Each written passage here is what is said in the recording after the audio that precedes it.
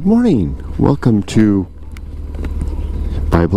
Freeway Bible Study. Let's get started. So I took the weekend off, which was an interesting break. I kind of missed it. This is fun. Just had to gas up here. All ready to go. Bike's all secure. Make sure. Looking good. Let's go. I'm actually rather enjoying this, but I did have some activity on Facebook talking about this. Oh, by the way, let me get started. Let me do my usual disclaimer. Good morning. My name is Kurt Bell.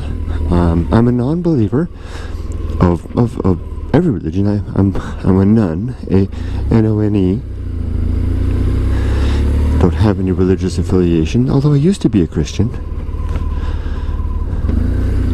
And I read the Bible every day, Monday through Friday. And I used to do that privately on my motorcycle ride to work every day. And I did that for over a year. I read all the way up to 1 Samuel, about in the 20s somewhere. And then somewhere in there I skipped ahead to the New Testament, because I knew that Christians would probably appreciate a good coverage of the New Testament rather than spending too much time on the Old Testament. So I went through the New Testament and then came back. And like I said, in about a year I made it to 1 Samuel, which is about on par. If I'm reading one chapter a day, Monday through Friday, with over 1,100 chapters in the Bible, this project should take me about 4 to 5 years. And it should be about 2.5 years in the Old Testament alone. So this is a long-term project. So I upload the video onto YouTube and onto my Facebook page, Freeway Bible Study. And speaking of Freeway, here we go. Look at the light on the building there. I live right behind it. And we are up to freeway speed, 6th gear, and we are rolling. So today, I was going to say I did something on social media, and I'm going to try to not be so long-winded in these videos, and also to not get so excited.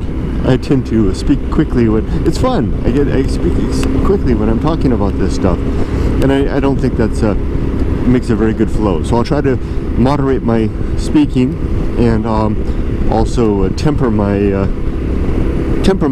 coverage. Just kind of keep it to things, keep it to the Bible, not get off on too many tangents. Let's see how long that holds up. So I didn't upload any new videos over the weekend, but I did create my Facebook page, like I said, Freeway Bible Study, where I'll be uploading the videos, as well as on Facebook. I also talked a little bit about it on my main Facebook page, which is a sensitive thing to do, because I know there are believers out there who are probably eyeing me with suspicion about now in this activity. And that's understandable, and I think that they should, because I am a non-believer, and I am coming to this from a skeptic's perspective. But at the same time, I'm sincerely making an effort to be objective and to look with an open heart, but not with a vacuously open heart.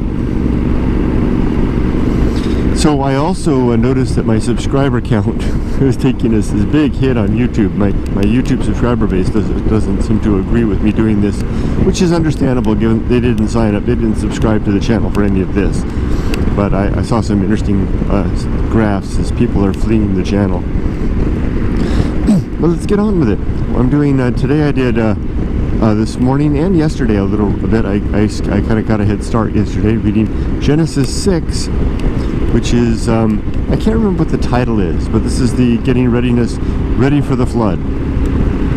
And so in this chapter, this is one of those chapters that I think can be befuddling. Remember, if I talk about my English instructor who would guide me when I was a teenager, guide me to do better writing.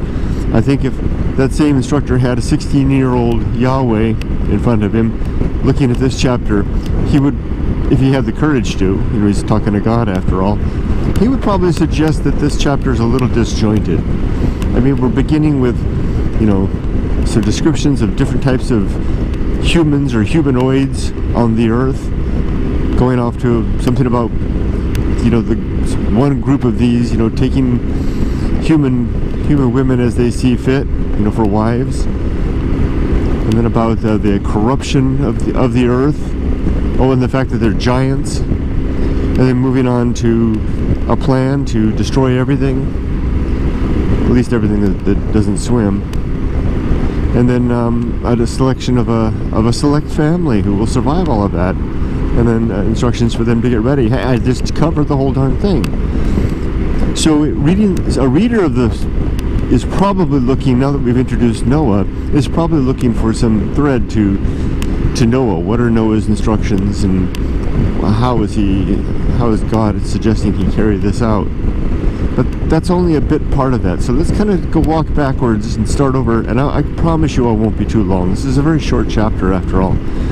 So the first part, I counted 4 different types of humanoids in the very first couple of verses. One, we hear about the man, and then we hear about the sons of God, who I'm getting to think that they're somehow different. Are these angels, perhaps? And then we hear about the daughters of man, and then we hear about this group, and I don't know how to pronounce it.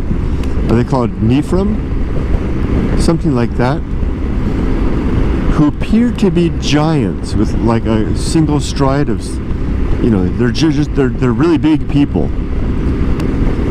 So that's 4, right? So we have the man, we have the sons of God, the daughters of man, who I guess are women, and then the Nephilim, and a complex relationships of sorts between these. What I hear is that men and women had been populating the earth, which clearly they've been quite good at. I'll plant a flag right now and point out that we know that all this is taking place about 2100, maybe 2200 years after creation, if we believe for young earth creation. Look at the cop pulling somebody over. If we're young earth creationists, according to the chronology of the John Usher, the Bishop Usher.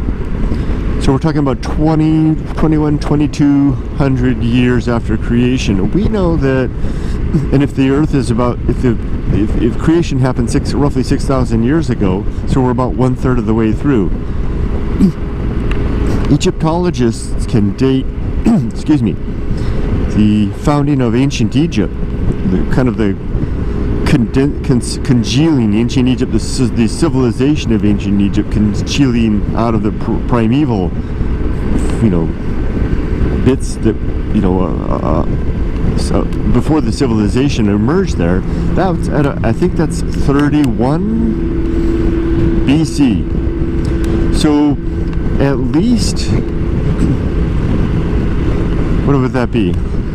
500 to 1,000 years before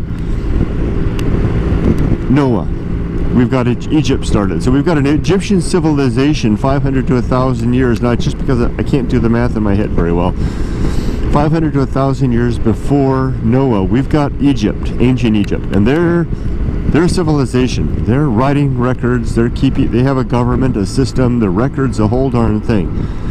So keep that in mind. Just plant that flag there. So meanwhile, all this is happening with Noah, just around the corner there in the Mediterranean. We've got the giant civilization of Egypt, and let's not forget China is also quite active, and the civilizations of India. So there's a lot going on around the world. And it's interesting to note that none of these civilizations have anything to say about this flood that wiped everything out, because God explicitly says He will kill everything, all things that walk upon the earth, with the exception of the small number of 2x2s that make their way to the ark. So we've got these various types of humans, and what I wanted to point out was that it's interesting and I don't think it is, if God was referring to the sons of God as man, he says it in a strange way, because in like the first sentence he says, man had populated the earth, and then the sons of God noticed the sons of man, and that they were fair, and took them to be wife as they see fit. Now it really does, the way that language, and I'm paraphrasing, but the way that language was laid out, it really does sound like you've got the man and women, and then the sons of man, these God men, angels maybe, noticing, and these are not the Nephilim, these are somebody else. And they are apparently taking them to wife and creating children, which become the mighty men of yore. Because remember, they're looking backwards. We know that there's many references to mighty men in the Bible, mighty men of valor. Are these the descendants of the union of the sons of God and the daughters of man? Very interesting. I can be accused of trying to read too much into this, but it's right there, and it's not clearly identified. It's like, and I would my English teacher would lay the fault on Yahweh for not doing a very good job of defining his terms, and we've already seen that Yahweh as an author does a pretty bad job of character development, so we don't know who these people are. Now, just last point about the Nephilim. These are the giants, and it's pointed out explicitly that the Nephilim, whoever they are around at this time and after. So they somehow survived the flood. How the heck did they survive the flood? Did Noah take 2 of them into the ark? Maybe. I don't know. And if they survived the flood, where are they now? Apparently they were enormous. Curious. Okay, so just another point now about the fact, an observation about women. Women don't seem to have any say, which was common at the time, and, right up into the modern era even, they didn't have much say in who they got to marry. The sons of God just kind of selected them based on whoever they found beautiful and took them to wife, so that's okay. But if this is okay as you let it be, okay? But it's just the way things were, I guess. So now, kind of moving forward a little bit. So now God is looking down on his creation. They've been, running around the earth, making more of themselves for over 2 millennia now. And he's not very happy with them.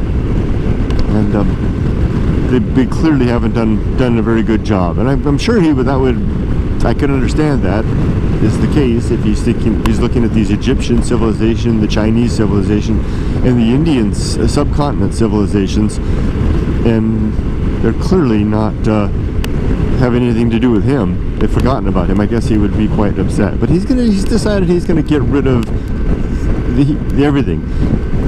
And what was the word in both versions? My New International and my King James, it described God as being like upset or vexed or confused or perturbed, disturbed, something. But God's equanimity was out of balance. He wasn't happy. That spoke to me, because God cannot, if we believe what is typically the powers that are typically ascribed to God, all the omnis, omniscient, omnipotent, omnipresent, omni-aware, omnibenevolent, all that stuff, he must have known absolutely how everything was going to unfold. Yet he was surprised in the end. So imagine myself, if let's say, for example, like I set up and again, I know it's not fair to use this kind of examples to compare against God, who is in a league of his own, but just imagine this, and I'm just kind of making this off as I'm talking right now, so I don't know how this example will play out, but imagine as a practical joke, I set up something for my wife and my daughter, so that when they come home, I have a little surprise party set up for them, and the house is all dark, and I hide behind the door, and as they come in, as they're taking their shoes off at the foyer there, we have a little dresser there with some nice decorative items that my wife puts up, some glass items and others. It's very nice. And I'd jump out and say, surprise! And Emily, and my wife, are so startled, they're crouched over, taking their shoes off. They kind of jump up and knock something off of the dresser, and it falls to the ground and breaks and shatters and all the like. And imagine if I get upset at them.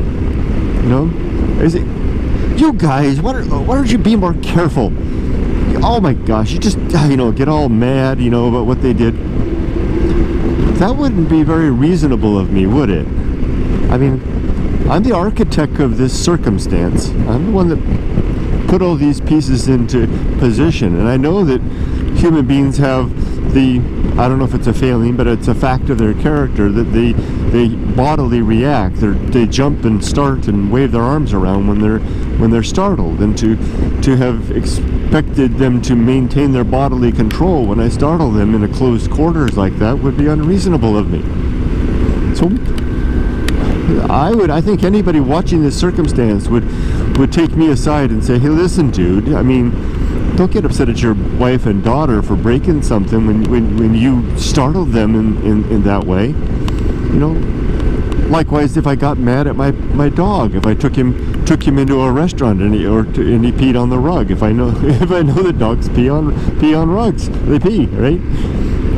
So what is it about God that he's upset when the very and he should know better than anybody how this is going to play out? Why in the world would he be upset at what has unfolded with mankind, so to speak, as a result of the way that the world has played out, especially given that we've fallen.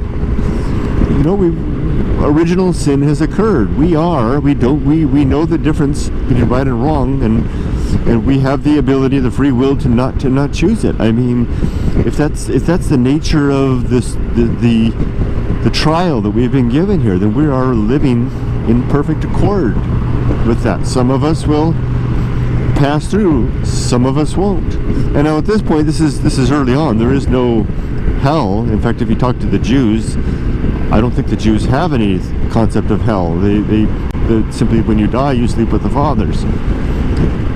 So I guess that's interesting. I guess God could be kind of upset because it's not like there's a heavenly reward waiting later.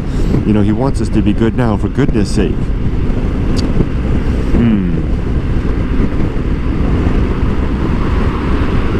So not too impressed with God's lack of foresight. I wouldn't.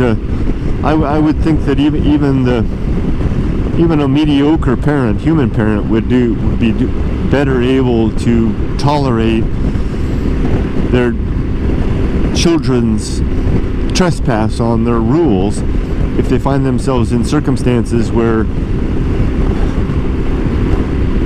again, another analogy that comes up is, what if my wife and I leave the house for the weekend, we leave a refrigerator stocked full of beer and a CD case full of music, and come home and find Emily's having a party with her friends, and we knew that she had the weakness to do that kind of thing. My bad. So God's decided that the punishment for this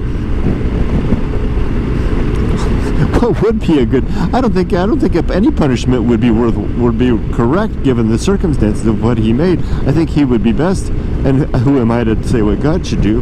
But just to let this continue to unfold. Some will be righteous, some will not. Now he says that all of them are not righteous. Everybody is bad. Everybody is bad. I mean, the whole kit and caboodle has gone bad. Now, gosh. And so he's gonna wipe it all out. Okay, well, maybe that's understandable. He's God, he can do what he wants. Although I think that we could have an argument about justice, and and let's not forget that this is the first instance of genocide in the Bible. I mean utter genocide, not just, what do you call it when you wipe out the entire, not just a species, but all the species that walk on the earth, walk and fly even. Wow.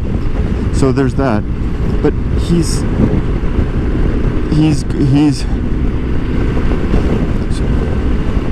hold on. my mind it's like if you have a mental record player going on, mine just skipped a track. Let's see if I can get myself back on. I was talking about the genocide, but just before the genocide, we were going to what would have been a more appropriate response. Well, if we have a fallen race in a corrupted world, then I think that if he was going to fix it, he could either maybe change our nature or simply allow us to be,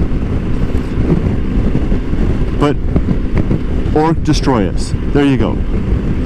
Seems to be the three options that would be reasonable choices. One is to destroy us outright, change our nature, or allow us to be. What he chooses instead is to a kind of a compromise. To destroy everything except one example human being, Noah, who apparently up until that point was living a perfect life. Although we know that Noah is not a perfect guy. I mean, how much sooner is it after the flood that he isn't getting drunk and passing out naked on the floor? I mean, well, maybe the PTS, right? I mean, maybe the whole experience of the flood and building the ark and all that maybe was enough for him. But anyway, so God decides he's going to take this one representative and his family and give them instructions to build an ark, and then he'll send all the animals of their kind, a representative of their kind, 2 by 2, into the ark and preserve them. Well, if I had created, for example, I'm a scientist and a biologist, and I create a bacteria culture that in a petri dish, and it turns out that it's a bad bacteria culture. There's something about it that's really bad. Maybe it carries some disease, and I decide that this is bad. I don't want this around anymore. I'm gonna incinerate this. But first, I'm gonna take a small sample of it and put it into another petri dish and let it begin to grow before I burn the other one. What in the world was I expecting of that project? Wouldn't I be reasonable to expect that however long it takes for that petri dish to grow, that's going to be as corrupt and nasty as the first one? Certainly. So again, seems to be some lack of foresight in God's part, but that's what he does, and that's what happens. So the flood the flood hasn't come yet. It's just the instructions for Noah to build everything. But let's just make a point of everything before we wrap this one up. And then, by the way, Noah is now 600 years old. He had his 3 sons, Shem, Ham, and Japheth, or something like that. He had his 3 sons when he was 500. The instructions from God come when he's around 600, so the sons are 100-ish. So he tells Noah, build an ark. I think it's 60 cubits long by 30 cubits high and 50 cubits wide, something like that, with a door 1 cubit across and a roof on the top with 3 decks. And this is interesting. There's going to be 1 window, and he's going to have the entire menagerie of creation in there. And there's going to be a single window. He doesn't say how big the window is, but just 1 window. That's interesting. So Noah is about to get busy. So as I leave off, let me say that point out again that meanwhile, at this time, while Noah's getting busy, we are only. They started construction of the oldest pyramid, the Great Pyramid of Giza. The construction of that pyramid completed. Okay, Egyptian civilization started around 3,000, 3,500. I can't quite remember BC, and construction of the Great Pyramid of Giza completed. I think within 100 years of the Noah flood event. So just put a pin in that. So Egyptian civilization, meanwhile, while Noah's getting these instructions, is chugging away, and is only 100-ish years away from finishing, not starting, but finishing construction of the Great Pyramid of Giza. If that's the case, so I'll conclude with this remark. If that's the case, then that gives us good cause to think that this is a story. Maybe a cautionary tale, maybe a fable, maybe a myth, but there doesn't seem to be a good reason to think that that's really the case. No, there's no mention in the Egyptian histories of this great flood. There's no mention in Chinese history, which were chugging along at the same time. There are tales of floods in other more ancient. I think I'm thinking something about Gilgamesh. There was a flood in there as well, somewhere there in the area. So flood myths were not new, and there's regional flood myths all around the world, but nothing quite the same. And you think that if this is really going on, there'd be a sharp mark between the ancient and the pre and the post-flood civilizations. Well, of course, then Egyptian civilization, Chinese civilization, and Indian civilization would have been wiped out utterly. So I'm thinking this one's a story, and a tale not really well considered by the author, almost like a collection of footnotes. It really reads that way. It's like, well, we got this thing. Well, we're gonna need to remember that we've got the various tribes of men. We've got the angels. We've got the Nephilim. We got to remember that God's not happy, and a plan to take care of that, which will unfold in the next chapters. Then I think with that, I'll go ahead and stop here. I'm starting to ramble a little bit. But it's been interesting, and this is part of what this is for. This process is not to expound. I'm not teaching anything here. I'm thinking out loud.